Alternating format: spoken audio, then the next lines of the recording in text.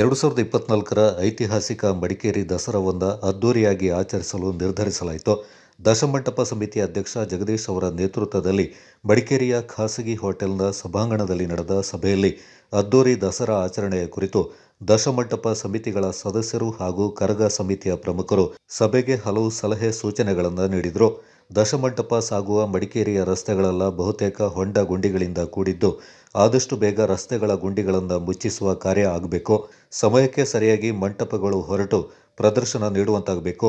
ಸರ್ಕಾರದಿಂದ ದಸರಾಗೆ ಅನುದಾನ ಬಿಡುಗಡೆಯಾಗಿ ಕೈ ಸೇರುವಷ್ಟರಲ್ಲಿ ಸಾಕಷ್ಟು ದಿನಗಳು ಕಳೆಯುತ್ತವೆ.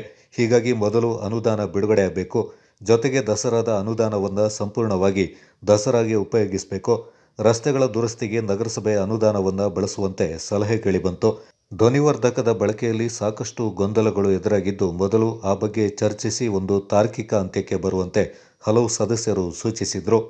ದಶಮಂಟಪಗಳು ಸಾಗುವ ರಸ್ತೆ ಬದಿಗಳಲ್ಲಿ ಅಂಗಡಿಗಳನ್ನು ತೆರೆಯಲು ಅವಕಾಶ ನೀಡುವುದರಿಂದ ಬಹಳಷ್ಟು ಸಮಸ್ಯೆ ಆಗ್ತಾ ಇದ್ದು, ಬದಲಿ ವ್ಯವಸ್ಥೆ ಮಾಡುವ ಕುರಿತು ಸಲಹೆಗಳು ಕೇಳಿಬಂದವು. ಈ ಮೊದಲ ಸಭೆಯಲ್ಲಿ ಒಳ್ಳೆ ಅರ್ಥಪೂರ್ಣವಾದಂಥ ಒಂದು ಸಭೆ ಆಗಬೇಕು.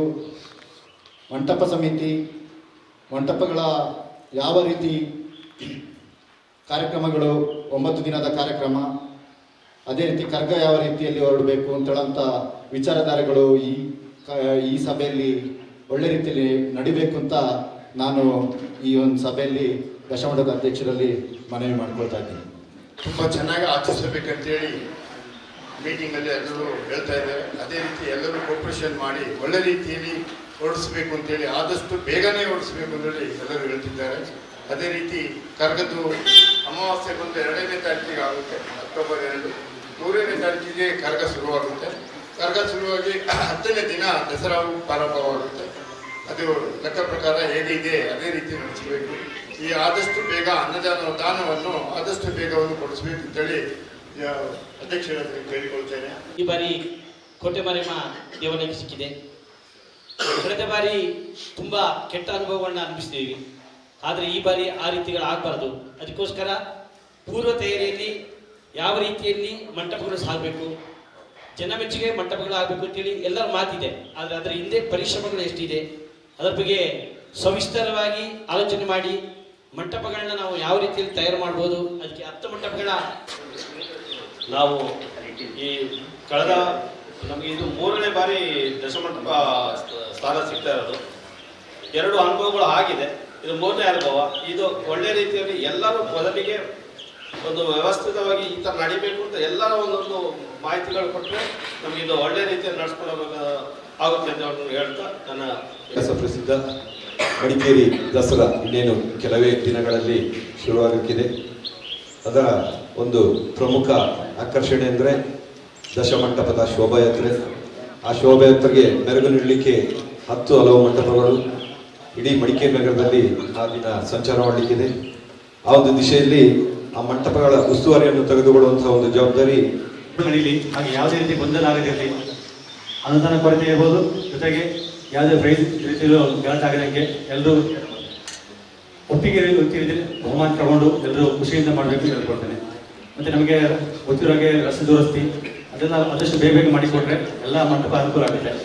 ಯಾವುದೇ ರೀತಿ ಕೈಗೆ ನಡೆದೆ ಚೆನ್ನಾಗಿ ಅಂದ್ಕೊಡ್ತೀನಿ ಹೇಳ್ಕೊಡ್ತೀನಿ. ನಮ್ಮ ಒಂದು ಮನವಿ ಏನಂದರೆ, ಮಡಿಕೇರಿ ನಗರದ ರಸ್ತೆಗಳೆಲ್ಲ ಹಾಳಾಗಿದೆ.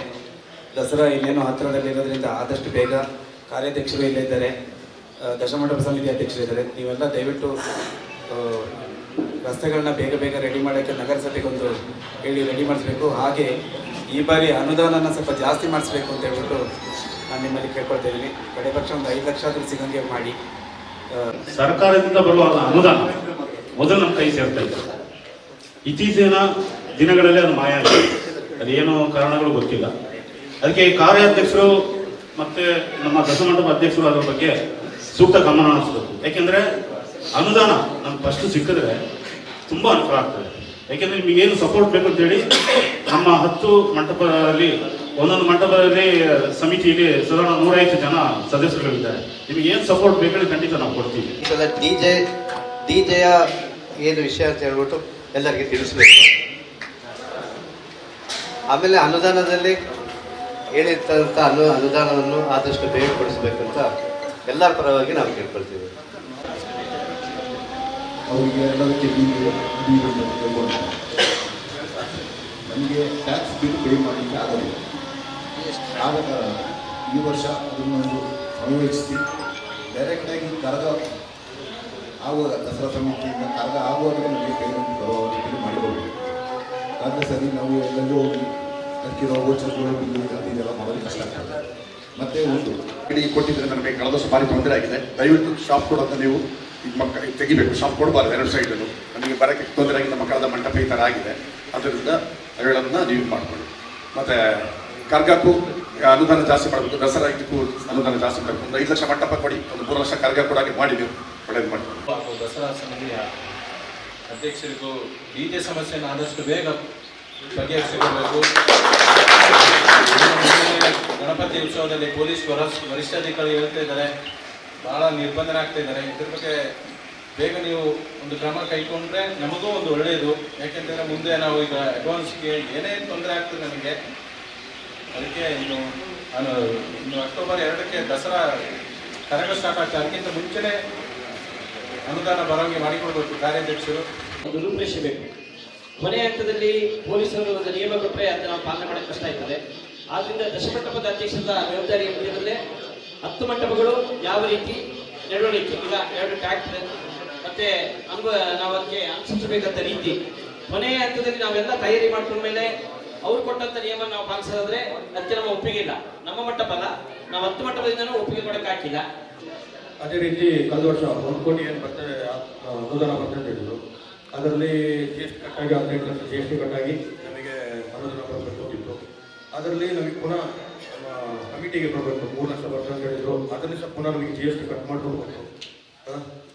ಅದೊಂದು. ಮತ್ತೆ ನಮ್ಮಲ್ಲಿ ರೋಡ್ ಮೇನ್ ಅಬಿಫಾಲ್ಸ್ ರೋಡ್ ಅಂತ ತೀರಾ ಆಗಿಇದೆ ರೋಡ್. ಲಾಸ್ಟ್ ಟೈಮ್ ಬಂದಿರುವಾಗ ತಾರ್ ಖಾಲಿ ಆಗಿದೆ, ಡಸ್ಟೂರಿ ಆಗಿದೆ. ನನ್ನ ಆತ್ಮೀಯರಾದಂಥ ಜಗದೀಶ ನನಗೆ ಆತ್ಮೀಯ ಒಂದು ಅಭಿನಂದನೆಗಳನ್ನು ಸಲ್ಲಿಸ್ತಾ 10 ದಶಮಂಟಪಗಳು ಹಾಗೂ 4 ಕರಗಗಳು ಸೇರಿದರೆ ಮಾತ್ರ ಒಂದು ದಶಮಂಟಪ ಸಮಿತಿಯ ಪೂರ್ಣವಾಗುವಂಥದ್ದು. ಇದರಲ್ಲಿ ನಮಗೆ ಸತತವಾಗಿ ಬಹಳಷ್ಟು ವರ್ಷಗಳಿಂದ ಸಮಸ್ಯೆ ಆಗ್ತಿರುವಂಥದ್ದು ಕರಗಕ್ಕೆ GST ಬಿಲ್ ಅನ್ನು ಕೊಡುವಂಥ ಒಂದು ನೀತಿದೆ. ಕರಗಕ್ಕೆ GST ಬಿಲ್ ಕೊಡಲಿಕ್ಕೆ ಸಾಧ್ಯವೇ ಇಲ್ಲ. ಈಗ ವಾಲಗದವರು GST ಬಿಲ್ ಕೊಡಲ್ಲ. ಕೆಲವು ವಿಚಾರಗಳ ಬಗ್ಗೆ ಹೇಳಿದ್ರು, GST ಆಗಿರ್ಬೋದು, ಇನ್ನಿತರ ವಿಚಾರಗಳನ್ನ ಹೇಳಿರ್ಬೋದು. ಆದರೆ ಬಹಳ 3-4 ವರ್ಷ ಹಿಂದಿನಿಂದಲೇ ನಾವು ಬಿಲ್ಲುಗಳನ್ನು ಅವರಿಗೆ ತಲುಪಿಸಿ ನಂತರ ಹಣವನ್ನು ಪಡೆದುಕೊಳ್ಳುವ ಕಾರ್ಯವೈಖರಿ ಈಗ ನಡೀತಾ ಇದೆ. ಅದರಲ್ಲಿ ಈಗಾಗಲೇ ಬಹುತೇಕ ಮಂಟಪಗಳು ಕೂಡ ರಿಜಿಸ್ಟರ್ ಆಗಿದೆ. ಈ ರಿಜಿಸ್ಟರ್ ಇನ್ನು ಮುಂದಕ್ಕೆ ಬಹುತೇಕ ಕಾನೂನಾತ್ಮಕವಾಗಿ ಚಾಲನೆ ಮಾಡಬೇಕಾದ್ರೆ ನಾವು ಎಲ್ಲರೂ ಕೂಡ ರಿಜಿಸ್ಟರ್ ಮಾಡುವಂಥ ಒಂದು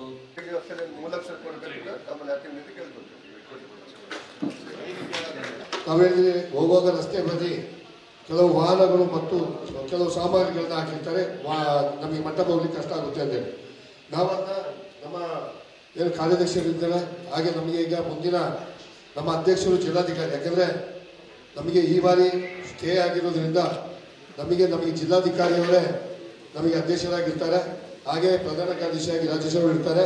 ಅದನ್ನ ನಾವು ಜಿಲ್ಲಾಧಿಕಾರಿ ಗಮನಕ್ಕೆ ತಂದು ತೆಗೆಸುವಂಥ ಕೆಲಸವನ್ನು ನಾವು ಮಾಡ್ತೀವಿ. ಅಧ್ಯಕ್ಷರು 10 ಮಂಟಪದ ಅಧ್ಯಕ್ಷರು ಪದಾಧಿಕಾರಿಗಳು ಎಲ್ಲ ಮಾತಾಡಿದ್ದಾರೆ. ಇದನ್ನ ಈ ಎಲ್ಲ ವಿಷಯ ಬಗ್ಗೆನೂ ಮಾತಾಡಿದ್ದಾರೆ. ಆದರೆ ಅದನ್ನ ಇಲ್ಲೇ ಬಿಡಬಾರ್ದು.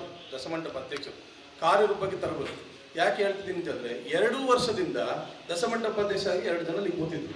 ಇದೇ ರೀತಿ ಮೀಟಿಂಗಲ್ಲಿ ಎಲ್ಲ ಮಾತಾಡ್ಬೋದು.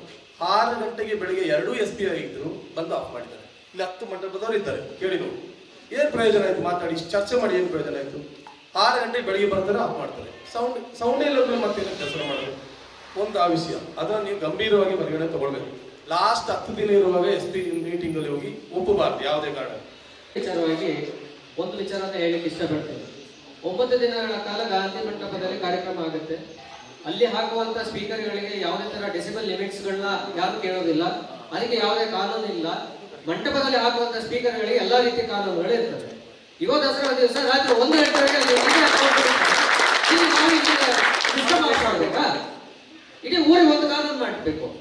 ನಮ್ಮ ಮಂಟಪಕ್ಕೆ ನಿಮ್ಮ ಮಂಟಪಕ್ಕೆ ಒಂದು ಕಾನೂನು ಮಾಡಿಕೊಂಡು ಇವರು ಅಲ್ಲಿ ಎಷ್ಟು ದೊಡ್ಡ ಬಾಕ್ಸ್ ಬೇಕಾದ್ರೆ ಹಾಕ್ಬೋದು, ಯಾವ ತರ ಬೇಕಾದ್ರೆ ಮ್ಯೂಸಿಕ್ ಹಾಕ್ಬೋದು. ಅಲ್ಲಿ ಒಳಗಡೆ ಕೂತವ್ರದ್ದು ಕಿವಿ ಹಾಳಾಗೋದಿಲ್ವಾ, ಎದೆ ಬಡಿತ ಜಾಸ್ತಿ ಆಗೋದಿಲ್ಲ, ಸಮಸ್ಯೆ ಅಲ್ಲೇ ಉಂಟಾಗೋದಿಲ್ವಾ, ರಸ್ತೆಯಲ್ಲಿ ಹೋಗುವಾಗ ಮಾತ್ರ ಆಗೋದ? ವಿಚಾರ ಅಲ್ಲ. ಎಲ್ಲ ದಶಮಂಟಪದ ಎಲ್ಲ ಸದಸ್ಯರು ಕೂಡ ಒಂದು ಮುಜುಗರಕ್ಕೆ ಒಳಗಾಗುವಂತ ಒಂದು ವಿಚಾರ. ಏನು ಸರ್ಕಾರದಿಂದ ದಸರಾಕ್ಕೆ ಅನುದಾನ ಬರ್ತದೆ, ಪತ್ರಿಕೆಯಲ್ಲಿ ದೊಡ್ಡದಾಗಿ ದಸರಾಕ್ಕೆ ಮಡಿಕೇರಿ ದಸರಾಕ್ಕೆ 1 ಕೋಟಿ ಅನುದಾನ. ಅವತ್ತು ಮಧ್ಯಾಹ್ನ ನಾವು ಕಲೆಕ್ಷನ್ಗೆ ಹೋಗ್ತೀವಿ, ನಿಮಗೇನಪ್ಪ 1 ಕೋಟಿ ಬಂದಿದ್ದಲ್ಲ ದಸರಾಕ್ಕೆ, 100 ರೂಪಾಯಿ ತಗೊಳ್ಳಿ ಸಾಕು.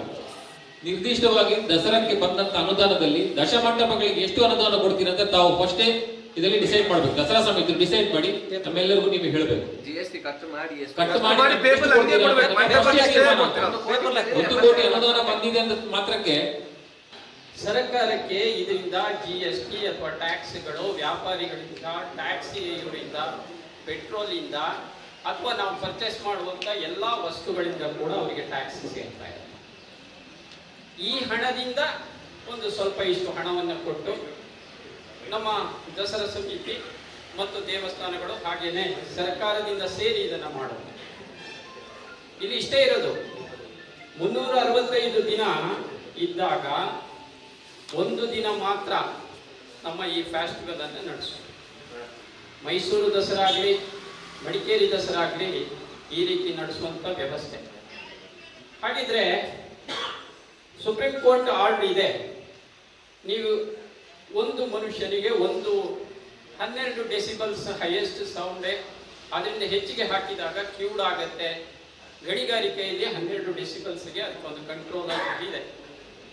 ದಶಮಂಟಪಗಳ ಸಮಿತಿ ನೂತನ ಅಧ್ಯಕ್ಷ ಜಗದೀಶ್ ಮಾತನಾಡಿ, ಮಡಿಕೇರಿ ದಸರಾಕ್ಕೆ ತನ್ನದೇ ಆದ ಇತಿಹಾಸವಿದೆ.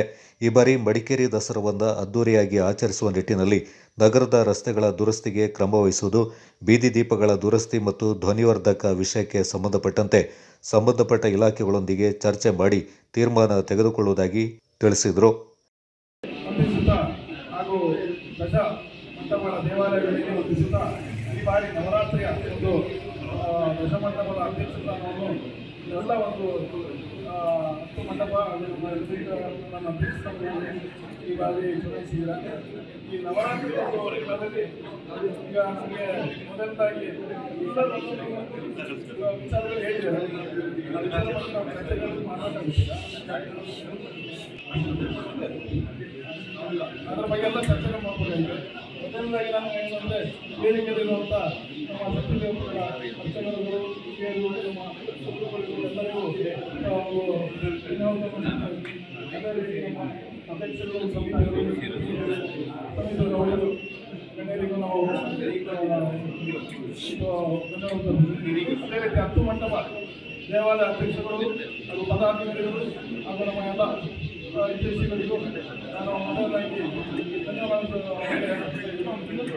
ಈಗ ವಿಚಾರಗಳೇನು ಅಂತಂದರೆ ಎಲ್ಲರೂ ಅವರ ವಿಚಾರಗಳೆಲ್ಲ ಮಾತಾಡಿಲ್ಲ ಅಂಥವ್ರಿಗೆ ಈಗ ನಾವು ನಮ್ಮ ಗಮನದಲ್ಲಿ ನಮ್ಮ ಈಗ ಸಭೆಯಲ್ಲಿ ಮಡಿಕೇರಿ ದಸರಾ ಕಾರ್ಯಾಧ್ಯಕ್ಷ ಪ್ರಕಾಶ್ ಆಚಾರ್ಯ, ಖಜಾಂಚಿ ಅರುಣ್ ಶೆಟ್ಟಿ, ಸಮಿತಿಯ ಪ್ರಮುಖರಾದ ರಾಜೇಶ್ ಚಾಂಬಿ, GA ಉಮೇಶ್, ಸದಾ ಮುತ್ತಪ್ಪ, PC ಮಧುರಯ್ಯ, ಪ್ರಭು ರೈ, ಡಿಶು ಮಂಜುನಾಥ್, ಅಯ್ಯಪ್ಪ, ಜಗದೀಶ್ ಮತ್ತು ದಶಮಂಟಪ ಸಮಿತಿಗಳ ಸದಸ್ಯರು ಪಾಲ್ಗೊಂಡಿದ್ದರು.